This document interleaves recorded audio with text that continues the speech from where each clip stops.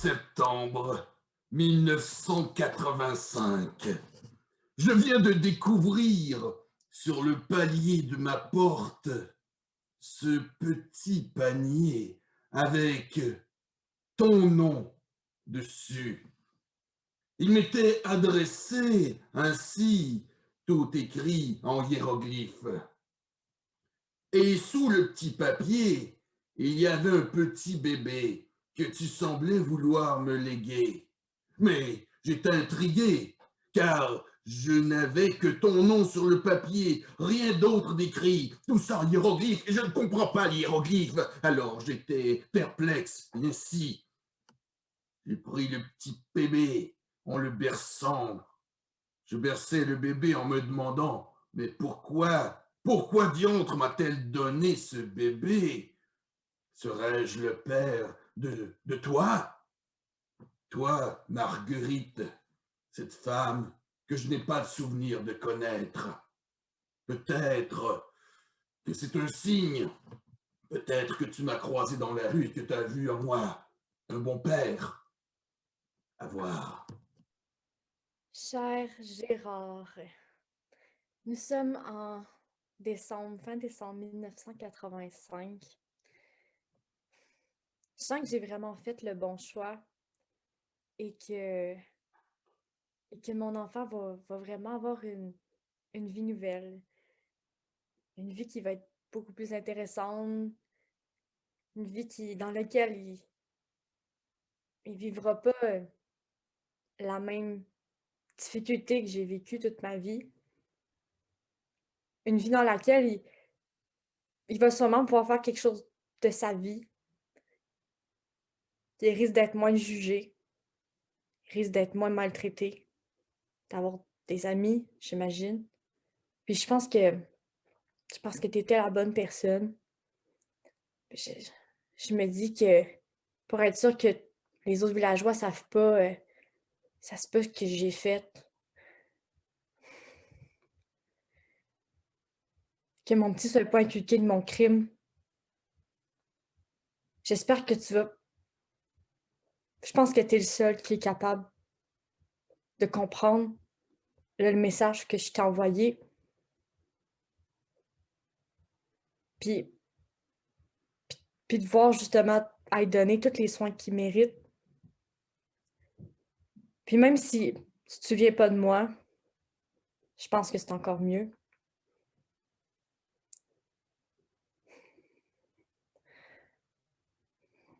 Parce que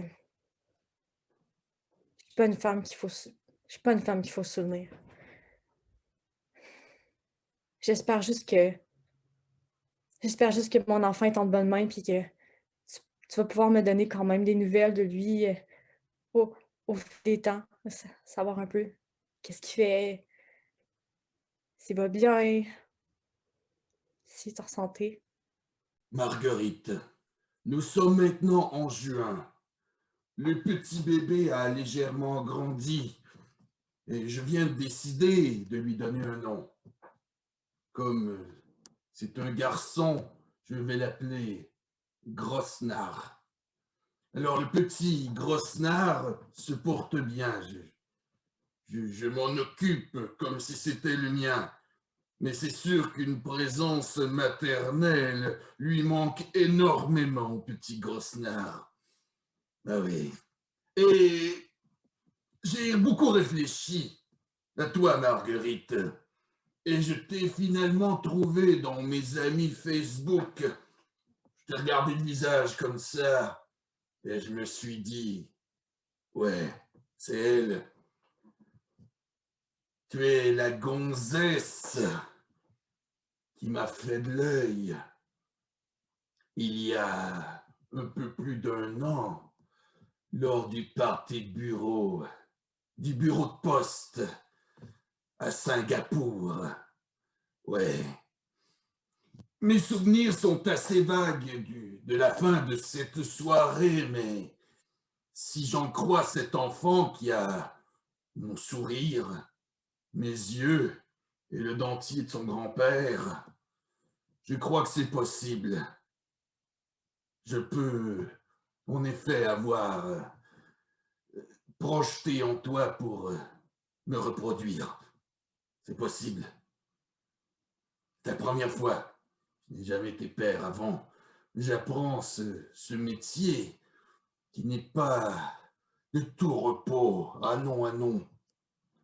J'ai passé des nuits blanches, tu sais, car le petit pleure énormément. Et, et il a manqué le lait maternel. Il aurait bien aimé. Je le sens. Je le sens dans ses pleurs. Mais malgré tout, je lui donne tout ce que je peux. Je lui achète tout ce dont il a besoin, malgré mon petit salaire. Et ce n'est pas évident car j'ai dû renouer avec ma mère simplement pour trouver une gardienne. Ma mère que j'avais reniée il y a plusieurs années. Mais bon, bien de l'eau a coulé sous les ponts des plumes des oies et depuis, j'ai su pardonner. Et toi, j'espère te retrouver. Je suis vraiment contente que tu me donnes des nouvelles. J'espérais vraiment que j'aie des nouvelles de mon petit coco. C'est vraiment un beau nom, je trouve, que tu as trouvé, le petit grosse-nerf. On voit dans son nom que tu été chercher toute la tendresse. Tu sais, grosse-nerf, ça signifie dans mon langage, les prairies dans le vent.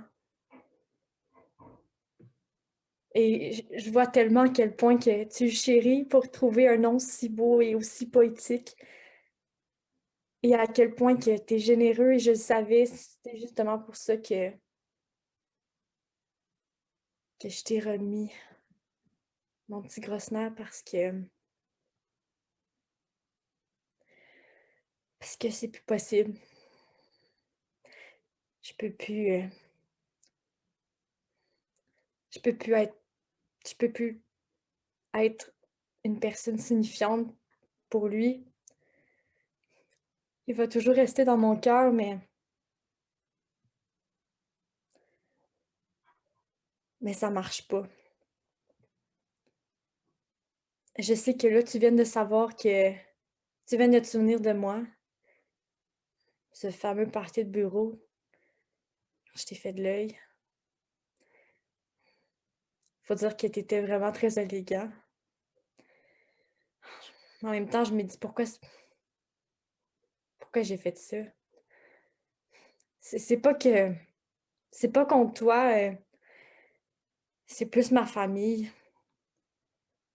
Un peu comme ta mère, là, tu m'avais un peu parlé, que ça va pas super bien et tout ça.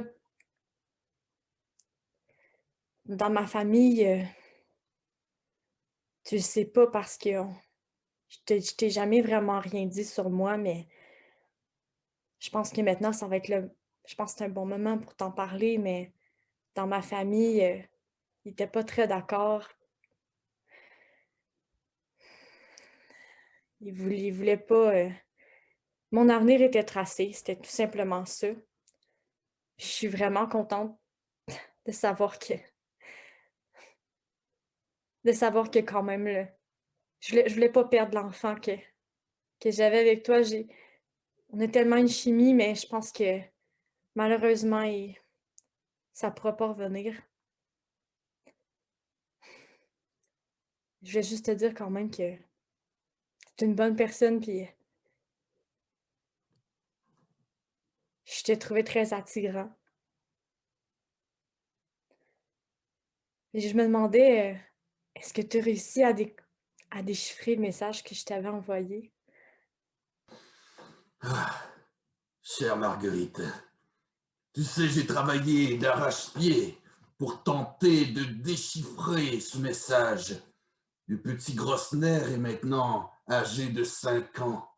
Alors, il a appris à lire Il m'a aidé aussi à déchiffrer ce message car il rêve depuis toujours de retrouver sa mère. Alors, nous en sommes venus à la conclusion suivante. Sur le message, il est écrit: Gare au lion, car le tigre n'est jamais loin de l'émoi de la mère qui surveille sa progéniture. C'est très clair. Tu n'es pas loin. Et je sais que tu finiras par revenir voir le petit Grosnard et moi-même, car depuis que nous avons commencé à correspondre ainsi, je commence un petit peu à méprendre de toi. Je, je suis seul avec le petit et je, je n'ai pas de madame dans ma vie. Alors j'aimerais bien renouer avec toi. Malheureusement, je sais que ce n'est pas facile de ton côté. Je sais que Grosnard ne t'a pas vu beaucoup. Il était tout petit quand tu me l'as légué dans ce panier, mais il a reconnu ta face dans le Halo Police. Oui, oui, eh bien.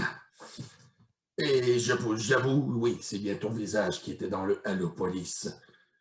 Tu as été embarqué dans un trafic. Hmm. Je sais que tu vis des moments difficiles, que tu veux t'éloigner de ta famille, dont tu m'as très peu parlé, mais quand même, du trafic, c'est dangereux. Ne risque pas ta vie, je t'en prie. Cesse d'être une criminelle endurcie et reviens auprès de nous, car tu verras, nous formerons une merveilleuse famille.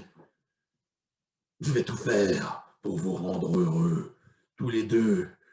Nous pourrons, nous pourrons avoir la plus belle des vies, donner une belle éducation à Grosnard. Nous pourrons déménager où tu veux, trouver des beaux boulots, loin de nos familles. Je n'aurai plus besoin de demander à ma mère de le garder, car ça ne s'arrange pas avec elle non plus. J'ai découvert qu'elle lui donnait du gin en cachette. Alors là, j'étais vraiment furieux, j'étais hors de moi. Car jamais je lui donne du gin. Je préfère lui donner du rhum. C'est pour les hommes. Alors, depuis ce temps-là, ma mère ne garde plus. Je cache Grosnard au boulot. Heureusement, il va bientôt commencer l'école, alors je pourrai travailler pendant que Grosnard va se faire, se faire aller les ménages dans les établissements scolaires. Mais pour le moment, j'avoue que c'est difficile. Je crois que mon patron se doute de quelque chose. Quand il entend des bruits venant du tiroir de mon bureau, ah, Grosnard, il n'a jamais su se taire. Alors, vite reviens, j'ai besoin de toi. Je n'en peux plus d'être seul avec lui. Je suis vraiment désolée. Ça fait comme ça fait un mois que j'ai ta lettre, mais on dirait que je savais pas trop quoi répondre, je savais pas trop où commencer, où aller. Je sais plus trop quoi faire, puis il faut dire que tellement de choses qui m'est arrivé.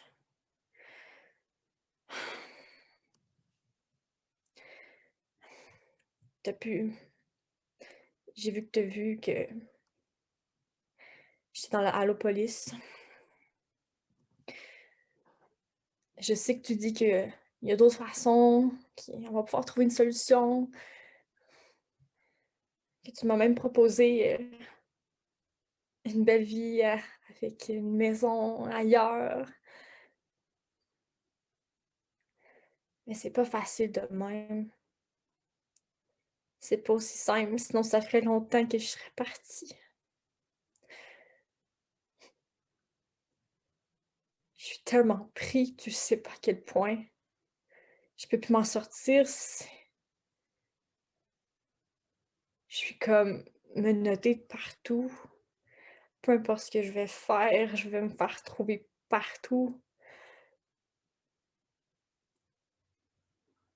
Tu dois savoir que je dois de l'argent, une grande somme d'argent. Puis j'ai comme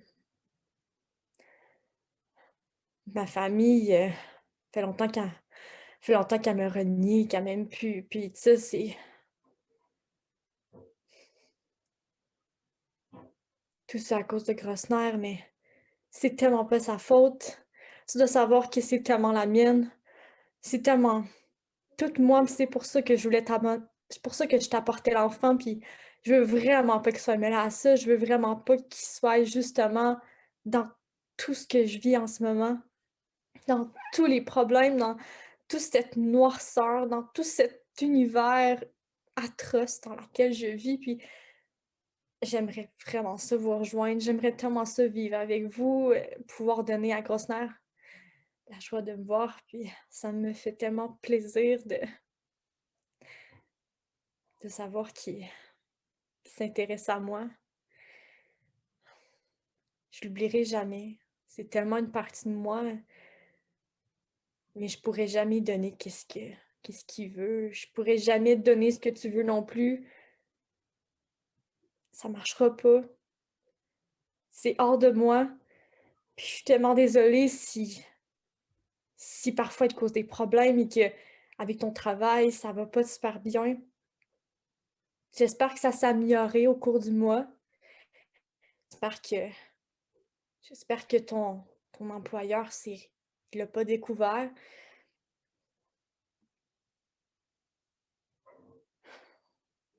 Je suis sûre qu'il va tellement faire des grandes choses. Je suis sûre que pour vrai, ensemble, vous allez tellement. Je suis sûre que je vois déjà, je sens la chimie quand tu m'en parles, à quel point je savais que c'était le bon mouvement que je devais faire. Puis, pour vrai, comme je t'ai dit, je suis contente que tu aies découvert le message, de savoir en fait que je vais toujours rester proche, que je vais toujours être là. Je vais toujours être là de cœur, mais il va falloir faire attention ces temps-ci parce que je me fais surveiller. Je me fais surveiller, puis ça va vraiment pas. Grossner a maintenant 7 ans. Ouais. Bon, je sais que la vie n'est pas toujours rose. Ce n'est pas toujours une partie de plaisir. Ça ne va pas très bien. On te surveille, bien sûr. Mais je crois au destin. La preuve, regarde, tu as réussi à me contacter avec ce petit papier. J'ai pu te répondre en envoyant comme ça la lettre sans connaître ton adresse et tu réussis à me répondre. Ainsi, le destin est de notre bord, je le sens. Ah. De mon côté, il y a des hauts et des bas aussi, hein. Car j'ai récemment été mis à pied de mon emploi. Mais heureusement, comme toute mauvaise nouvelle n'arrive jamais seule, ma mère est décédée également. Et ma mère cachait une jolie somme dont j'ai hérité. Je suis son seul héritier. Alors, je suis maintenant plus riche de 3 milliards de dollars roumains. Donc, je crois que le destin, encore une fois, joue en notre faveur. Je pourrais utiliser ces richesses pour payer ta dette et te permettre de te défaire de ce cartel pour venir nous rejoindre et vivre la vie que tu mérites. Car oui, tu mérites la plus belle des vies. Avec nous, nous t'attendons. Nous t'attendons et nous irons où tu veux. Maintenant qu'il n'y a plus de limites Il n'y a plus rien qui nous attache nulle part. Nous n'avons plus de problèmes monétaires. Alors, viens me rejoindre. Je t'attends, le petit Grasnard. N'est moins petit qu'il était, mais il a toujours foi en sa maman. Un an plus tard, j'ai pensé à mon plan, puis j'ai aussi très foi en destin. C'est assez particulier que tu parles. Ça fait quand même un certain moment que je prévois. Là, tu vas voir que je t'écris en hiéroglyphe, mais je veux dire que personne ne sache. Mais dans le fond, demain soir, je prévois m'évader. J'ai tout prévu. Je vais simuler ma mort. Je vais traverser la rivière. Je vais passer l'autre côté de la grotte. Je vais déposer mes vêtements dans la rivière. Ils vont donc croire que je suis décédée. Et dans la ruelle, un peu avant, je vais avoir laissé une certaine somme d'argent. Ils n'auront plus besoin, même s'ils veulent me retrouver, savoir ce qui s'est passé ou mon corps ou peu importe, ils vont quand même avoir la somme, ils n'auront plus besoin, ils me chercheront plus. Ensuite, on se rencontrera au pommier, sur la 3e montagne, vers l'ouest. Et ensuite, on va pouvoir aller ensemble, partir et se trouver une chaumière quelque part. Je vais changer de nom. Je vais me couper les cheveux. J'ai tout prévu pour que ça fonctionne, puis je sens que, avec tout ce que tu me dis, avec tout ce que tu fais, avec ta générosité, je sens que j'ai tellement passé outre. C'est tellement ma vie devait être à tes côtés, puis je pensais que c'était impossible. Je pensais que je pourrais pas y arriver. Mmh, j'ai jamais été autant aimée par quelqu'un. J'ai toujours été seule, j'ai toujours été dans l'oubli, j'ai toujours été maltraitée. Je vivais dans les ruelles à passer tous les soirs avec du monde toujours en train de me tabasser. Puis je pense que ce que tu m'offres, c'est vraiment la liberté, c'est vraiment le soleil. C'est un peu comme le nom de Grosse-Nards, c'est les champs ensoleillés et je veux vraiment les suivre. C'est avec toi que je veux suivre et avec Grosse-Nards que je veux vivre.